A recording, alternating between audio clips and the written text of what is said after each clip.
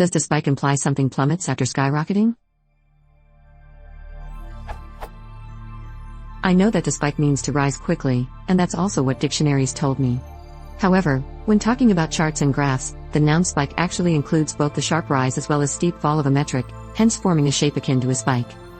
Therefore I wonder, does the more general usage of the spike in the sense of rising sharply also imply that the thing being described also quickly falls back down shortly after?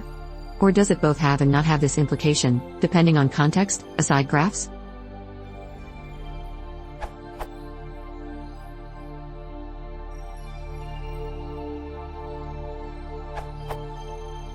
When used in the sense of a rapid upward change of a measure from a prior rate or value, the phrase to spike does not always entail a similarly rapid change back down.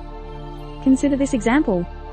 The average cost for regular, unleaded gas is expected to spike to $2.49 per gallon this year, up from $2.13 in 2016. That significant uptick is in marked contrast to the steady price drops consumers have mostly seen over the past 4 years. This URL. Here to spike just means significant uptick with no anticipation of when the value will lower again. That being said, spikes or a spike would tend to convey the sense of a short-term deviation with a return to a lower value.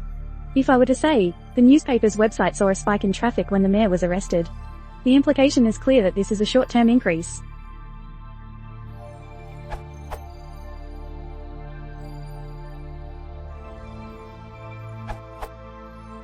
One needs to note that spike has several definitions.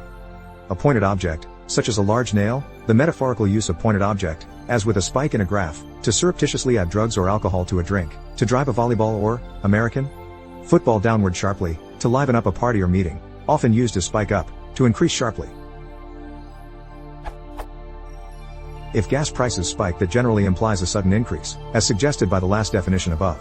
While often there is eventually a downward trend sometime later, that is not implied/required by the word spike.